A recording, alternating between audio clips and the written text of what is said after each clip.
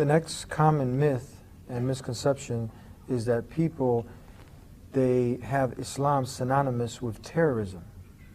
Right. How would you go ahead and explain this away? Well, you know, we have a joke about that when we're in the street talking to people and they ask us, does Quran tell Muslims to kill other people? And we would tell them that, well, if that was the case, we wouldn't be talking right now, you know? So actually there is, terrorism is not part of Islam. And there isn't a verse that commands terrorism or anything of that sort. But you know, the history of all religions, not just Islam, is that there will always be people who will either use religion to support their cause or to support their struggle, and others who will say, we're doing it because of this verse or that verse. But you have to consider the 1.3 or more billion Muslims on the planet. If all of them if part of their religion was to go out and terrorize and to kill people, then there would be a lot more havoc on earth.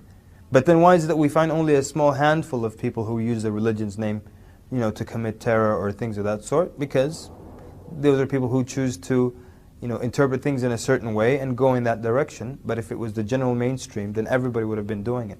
So there is no scripture or part of scripture that says go and do that. So this is not, and has nothing to do with Islam, like 9/11. Even Muslims died in 9/11. Exactly, and nobody, nobody wants to consider that. So Muslims died in these buildings as well. So how could that be part of Islam? To also, if you're claiming Islam says kill non-Muslims, then why did Muslims get killed in this incident as well?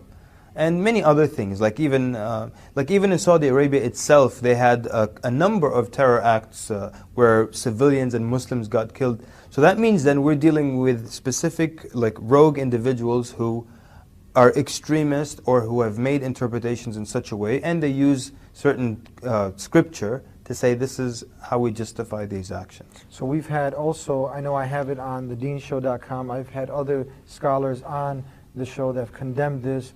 And even when it happened, is it true that many of the top scholars, they didn't get much media press, but they all condemned hijacking airplanes, killing innocent women and children, 9/11, 7/7, whatever, Times Square bomber, all these things are not according with the teachings of Islam?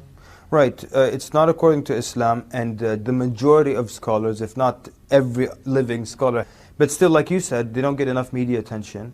And what you hear is, why don't the Muslim scholars come out and say this and that? And they do, but nobody listens to them. And at the same time also, it's very unfair where a non-Muslim would do the exact same thing that a Muslim would do, but it's not referred to as terrorism. And I remember, because I live in the Washington, D.C. area, or I used to live, and we had a couple of years ago what was known as the D.C. sniper. Yes. And this guy would go around and shoot people as they're coming from work and leaving the store and things like that. But it was fantastic. I was listening, and he was terrorizing. Everybody was afraid to get gas during those days.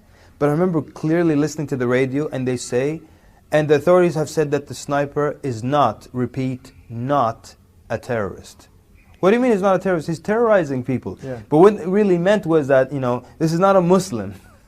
But he was terrorizing people, so he should be a terrorist by definition. So there's also, it's not very fair when it comes to the media. The other day there was a guy, this was many years ago, he parked his tractor, he had a tractor, he's a farmer, and he said he had enough, the amount of explosives that brought down the Oklahoma building. And there was a 2-day standoff with him, and the newspapers only said disgruntled farmer. This guy had bombs like the ones used in Oklahoma, and they only said disgruntled farmer. I would just love if that guy had a little bit of a beard and he was, Muslim. It would not say disgruntled farmer or disgruntled, it would immediately be a terrorist.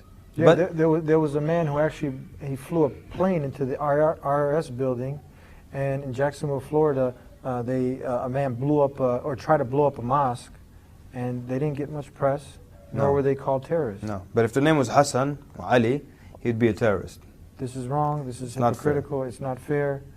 We're people of peace who call people to peace, to acquire peace by submitting to the owner of peace, the one creator. Excellent.